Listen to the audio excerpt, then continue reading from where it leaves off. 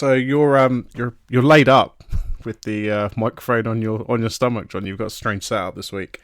Yeah, I may sound a little different this week because this morning Rob and I were going to record a little early because I'm supposed to, although maybe not now, going to Austin at the end of the week for next weekend. And I managed to slip on the stairs, and I didn't fall down the stairs, but I did kind of fall to my knees and catch my leg under me and heard an awful popping sound. And ended up going to the emergency room and finding that I had torn the tendon in the muscles just above that hook into your kneecap from the top of your leg. And it was very painful, and now I'm on pain medication. I don't think I'm too loopy to do the podcast, but we figured we'd go ahead and do it anyway because the show must go on, right, Rob? Exactly. We'll give it 20 minutes and see how loopy you are there. Yeah, no, I'm literally laid out on the couch with my laptop on my lap, my microphone on my stomach, and I don't have a pop filter as a result because that's not really doable, and my headphones on, and I banished the rest of my family from the first floor. So we're going to chat for a while and, get this thing out. Let's do it.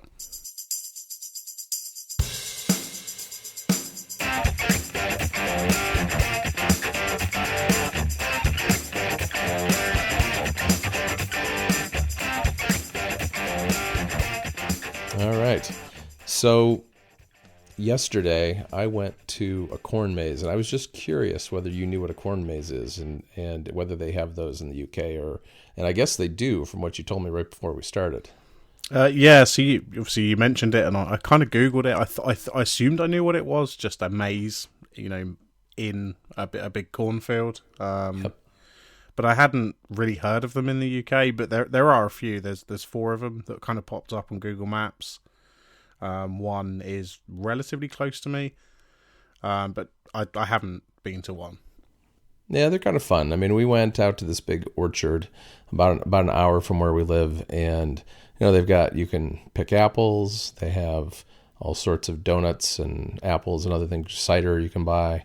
They actually have this thing where they have air compressors hooked up to a tube, and they take the rotten apples that have fallen to the ground off the trees, and you put them inside this tube and hit a trigger, and it will shoot the apples at targets. And it's pretty cool because if you hit a target, the apple just kind of explodes.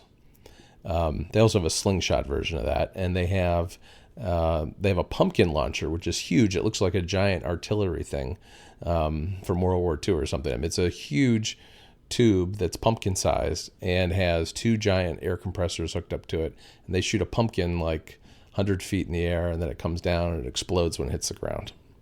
So that was fun.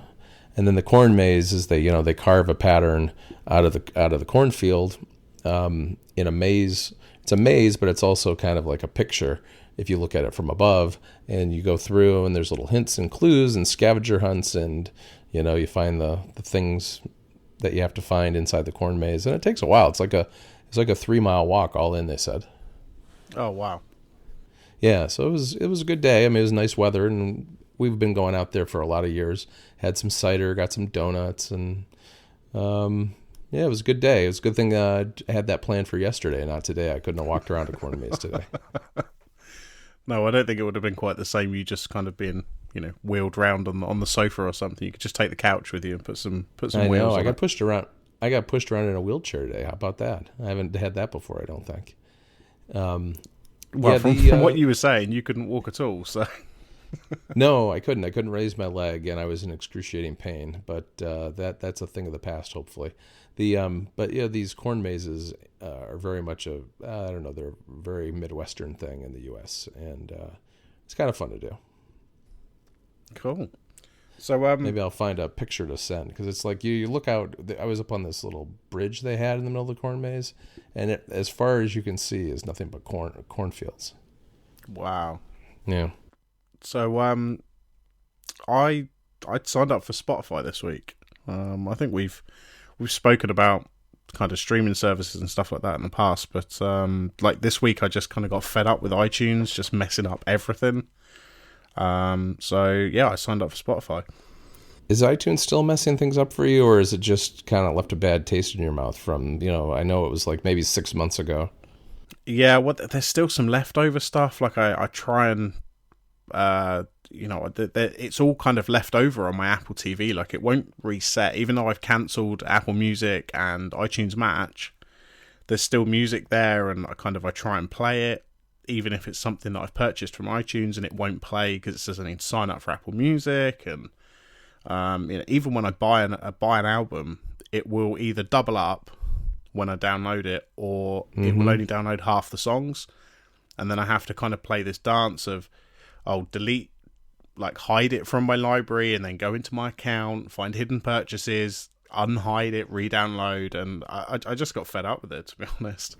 Yeah, that's pretty bad. I did actually see the double listing thing again recently, because when I upgraded to the latest version of tvOS 10 on the Apple TV in our living room, for whatever reason, when I opened up a playlist, it had double entries, and it wasn't like 2 copies, because when I hit play on a song, both of them would show the animation of the I don't know, of the sound wave or whatever that they do, but it was displaying two at once, which was kind of annoying. Yeah, so I've just kind of got a bit fed, especially, all I'm doing is downloading an album and giving them money. It shouldn't be that difficult to just download it. Yeah. So, and I can get Spotify for £5 a month for the next 12 months. So I figured it was probably worth it. You used to use it when you were in university, didn't you? No, I've always just used, just bought music and synced over USB, or I occasionally, I've tried iTunes Match probably 2 or 3 times at this point. But yeah, this is the first time I've properly used Spotify, like really giving it a good go. Okay. Yeah, for some reason I thought you used Spotify before. I still use it a little bit, but I really don't want to pay for 2 different music streaming services. And as a result, when you listen to Spotify, the ads are pretty awful, because it's the same thing over and over and over, and they're quite frequent. So I'm not a big fan of it, although I really like that Discover mix that they do. That's really nice. Yeah, I only kind of started using it on probably Monday or Tuesday. So I guess tomorrow I'm going to get the Discover Weekly, and I'll be able to see how good their recommendations are and stuff like that. There was another reason I signed up for it, because it will work with the Amazon Echo, which is coming on Wednesday. Nice. I guess by the time this comes out, I will have it. But yeah, it only really integrates with Spotify and I think Deezer or some other kind of obscure music service. Yeah, is Deezer a European music service? I forget. I've run into the name a couple of times, but I've never tried it. Yeah, I'm not really sure. I see it pop up all the time in lists of music streaming services, but I haven't really investigated what it is. But I guess it's just a kind of a music streaming service. So I kind of just wanted something that I don't, because the Amazon Echo works as a Bluetooth speaker, but I wanted something that I could just say, play this, and it will just deal with it. Right. I mean, that's the only way you can really effectively use Apple Music with an Echo is as a Bluetooth speaker, which, obviously Bluetooth has all the hair that comes along with it in terms of pairing and all that sort of thing.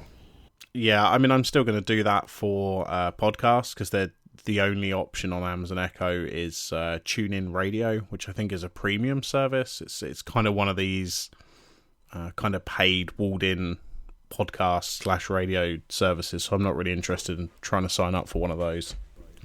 Yeah, I've heard people trying to get Marco Arment to do Overcast on the Echo. Who knows? Maybe I have no idea how hard it is to program for the Echo. I mean, it's as best I could tell. I was looking at the developer documentation a few days ago, and I think they've only just released the APIs that Marco would need at a kind of bigger scale. I'm just kind of looking at it, but it seems like they've only just released the exactly, yeah. So maybe that would be something that he does. I mean, that'd be great, but of course, I don't know how big the market really is for him to integrate with the Echo. Well, that is the problem. I mean, it's just come to the UK, and it's just in the US and the UK, right? Or is it also? Did I hear it was in Germany or maybe a couple other European countries? It's just Germany as well, but Germany is still on the same as they did with the US and the kind of invite-only kind of thing. Oh, okay. That's interesting. So the UK is just I can buy one, but Germany is still on invite only. Huh. Yeah, I got my invite at one eventually. I still haven't bought one. I'm holding out, but we'll see. I'll try and convince you once I've got mine. Yeah. No, I actually am still, using Apple Music, and I like it. I mean, the changes that have been made for iOS 10 are nice. I like I forget, it was going to be called, when they announced at WWC, it was called the Discovery Mix, I think.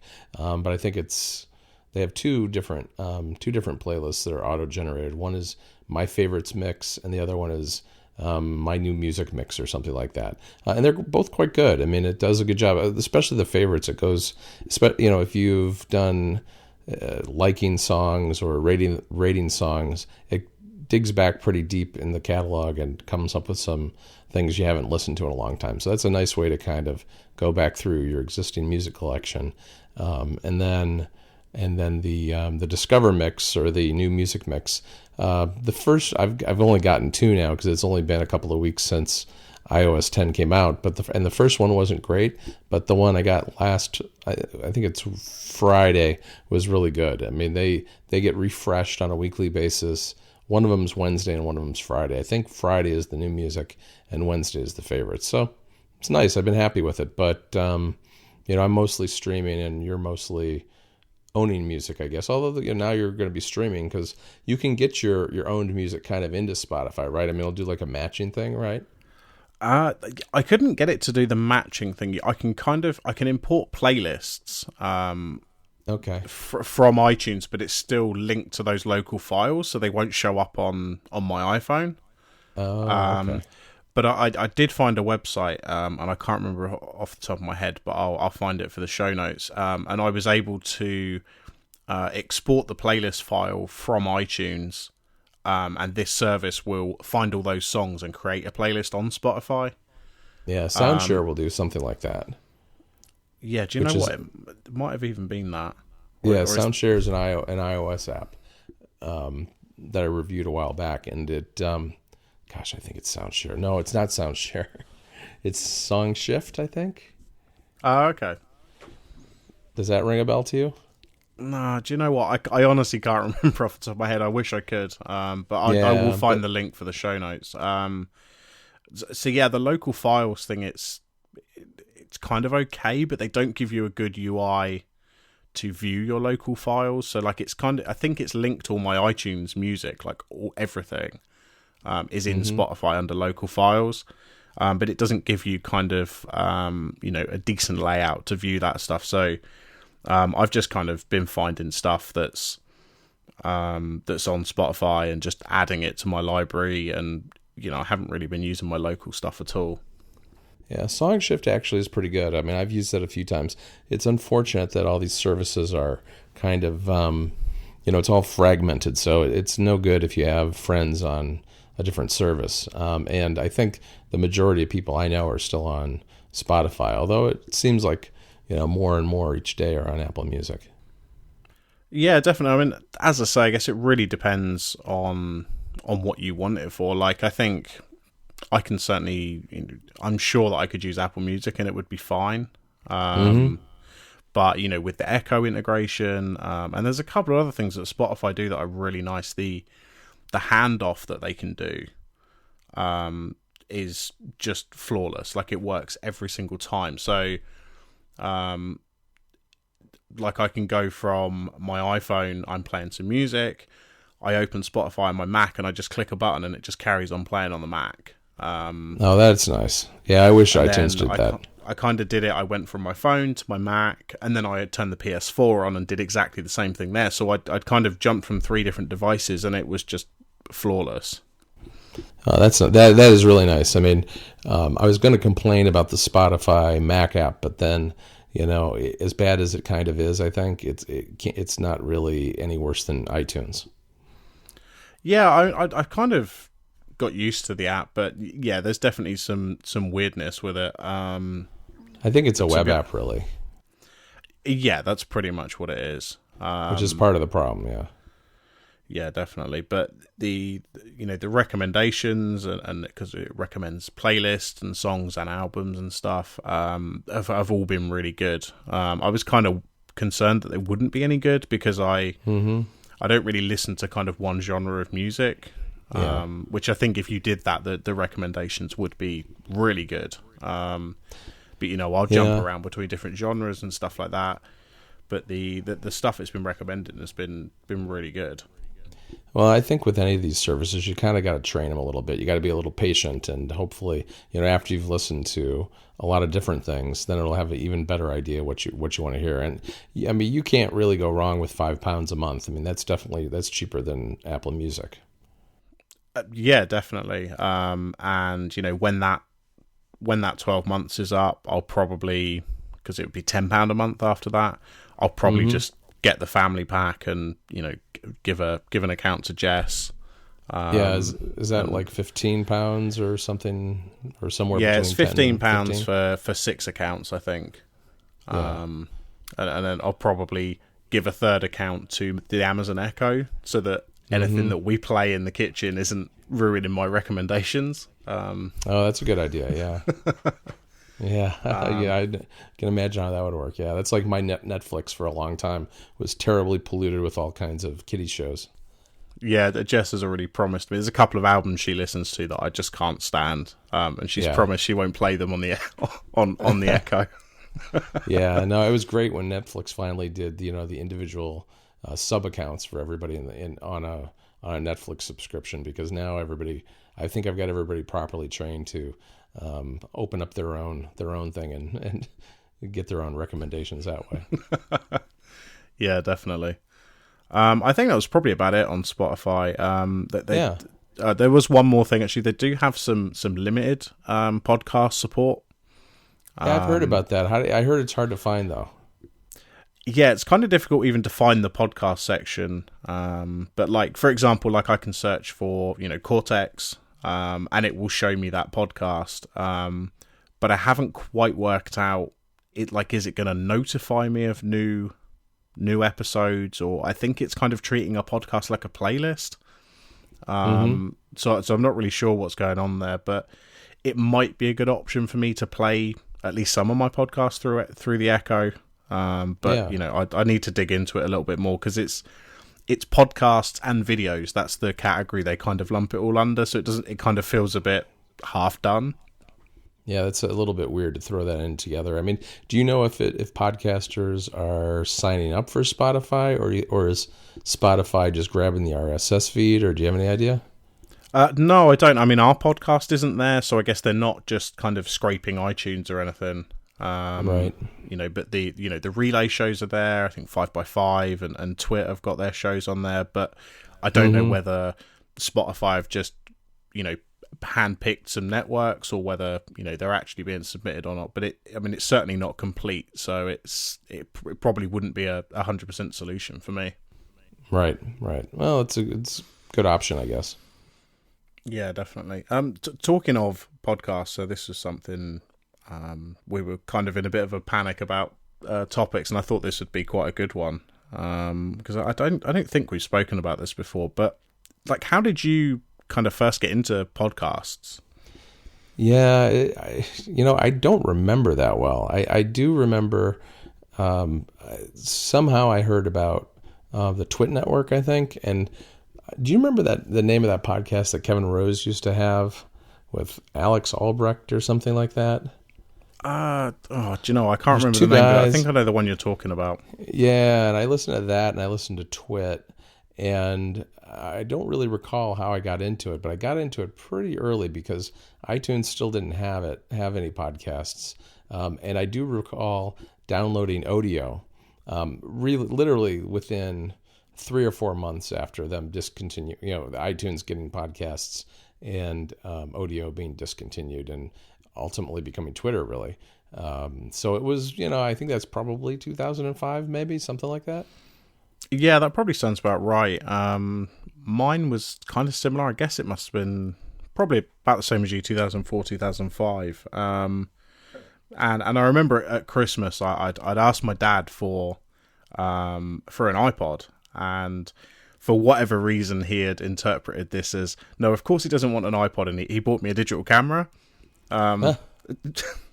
I've never really worked it out, but that was what it was. And when my mum found out, she was like, "Why you want an iPod? Come on, it's Christmas!" And she took me out, and I think I bought the original iPod Video.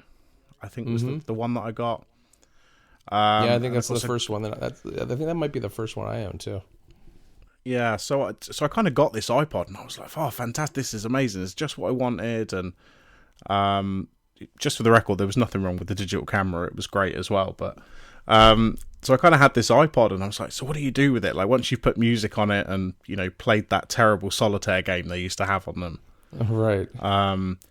So I went into iTunes and went into the podcast section and saw that like Ricky Gervais had a show, because obviously that was number one for probably a year or so. Oh yeah, for a long time. So I downloaded that, and the only two I really remember is a Ricky Gervais show, and there was a show called Top of the Pods.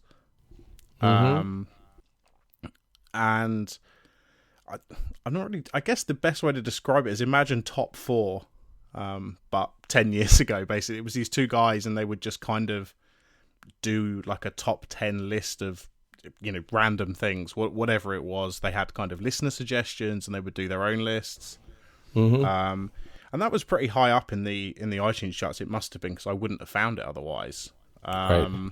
I don't think that show's around anymore. But yeah, it was mainly those two. And then probably about 2 or 3 years later, I kind of had just stopped listening, and then I started getting it back into it again, 3 or 4 years after that, with the Bro Show, which was Mike Hurley's show before Command Space. Right. Right. And then it just kind of spiraled from there. Huh, that's interesting. Yeah. I mean, a lot of people, I guess if you didn't get into podcasts before iTunes had them, a lot of people probably don't realize how hard it was to get them, because it was a lot more of a manual, laborious process of getting the files from an RSS feed and then transferring them over to an iPod using a USB cable through iTunes. It was more. There were more steps involved. Once it was in iTunes, all you had to do was hit the subscribe buttons and you were fine. Yeah, I mean, of course, until Apple allowed podcast apps into the store, we were still doing the syncing thing though. They'd download an iTunes and then you'd sync them, like presumably every day, to make sure you had all the latest episodes. Yeah, no, I remember that. And then you'd be waiting and waiting, because they're relatively large files compared to a handful of songs, so it could take a lot of time to do that. Yeah, definitely. I think we've definitely got it a lot easier now with the 10 or so different podcast apps that we probably both own. Well, my problem is that I've got so many. I've got more podcasts than I have time. So there's always those that I will download and think, oh, I'll get to this eventually. And now I've got something like a gig and a half of podcasts sitting on my iPhone, which is it's one of the biggest storage hogs on my phone at this point. But it's not. I mean, it's not the app's fault. It's the fact that I never get around to listening to all of them. I go through and weed them out, I guess, every now and then. But you never know when you're gonna have a long car trip or something, or be laid up on a couch with your knee messed up and have an opportunity to listen to a bunch of podcasts. Or that, exactly. I think that was about it. It was just, I thought that would be a little interesting topic. Yeah. And trip down memory lane, as they say. Exactly. So the last thing that we're going to talk about is you watched Popstar last night. I did. I'd been meaning to watch this because I knew you liked it a lot. And when I saw the trailers way back when, I thought it looked kind of funny. And I don't know how recently it was available for rent, but I rented it last night on my Apple TV, and I thought it was hilarious. I really loved it. Yeah, to give it its proper title, it's Popstar Never Stop, Never Stopping. Right. Which is perfect. Yeah, it's the release on this was very strange because it came out in the US in the cinema, and then it got released on Blu-ray and rental and stuff like that, and then it came out in the cinema in the UK. I still can't buy this movie unless I can't rent it or buy it on a Blu-ray. Oh, that's weird. So yeah, it's kind of strange. I'm not really sure why that's happened. It seemed like it had a very low profile, even in the U.S., and I don't know if that's because they expected it not to do well.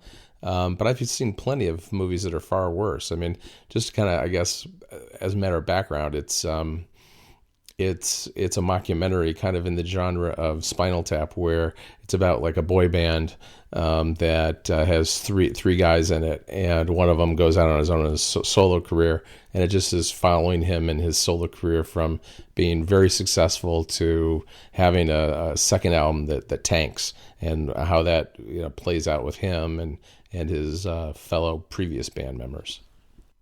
Yeah, it's really great. I mean, the amount of people in this as well. It's basically anyone who's ever been on Saturday Night Live. They've got like Michael Bolton's in it and Seal's in it. It's they really did manage to get a lot of people to get involved in this. Yep, lots of cameos, lots of very funny people. Sarah Silverman's in it, and Joan Cusack, and gosh, I don't even remember. And you're right, a lot of the people have been in Saturday Night Live in the last, I don't know, at least 5 years or so. And I guess you've got Pink and Emma Stone's in it, although very, very briefly. I was going to say, I don't remember seeing her. Yeah, no, she is in it, but not for very long. Interesting. But yeah, this is I've really enjoyed this. So I watched it off the back of a truck, but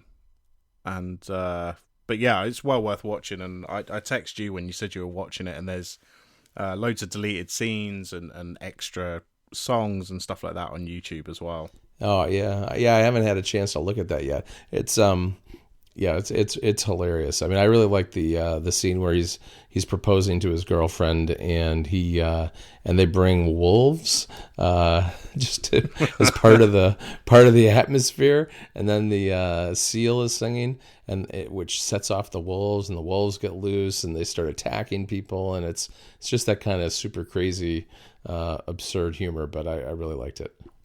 Yeah, the Lonely Island guys really have a very, very strange sense of humor, but it really works in this because it's only maybe an hour and a half, probably not even short. Not much longer than that. So you're not like getting bored of the jokes or getting a bit fed up with it, because it's just this like 90 minutes and then you're done and that's the end of it. Yeah, exactly. It's definitely a good snack size sort of movie. I'm actually. Let's see, who else is... Oh, I guess we should mention, since we mentioned other people, and it's Andy Samberg plays the lead role. Yeah. Yeah, and he's very good at it. I mean, it's not too far off of the roles he's played on Saturday Night Live and other things, so I think it kind of fit right in his wheelhouse. Yeah, it really is. It's good. So I guess if you're in the US, you can rent it or buy it. And if you're in the UK, I think it's probably still at cinemas. Although, as you say, it didn't really get a lot of attention, so it's probably not even at the cinema anymore. And we just got to wait for the Blu-ray release. Yeah, I don't think it was in the cinema very long here, but it's only been out on at least Apple TV for a fairly short period of time. Because I know I saw it 2 or 3 weeks ago and was going to watch it, but I didn't really want to pull the trigger and actually buy it. So I rented it last night. Cool. So I think that probably wraps it up for this week. No, it's good.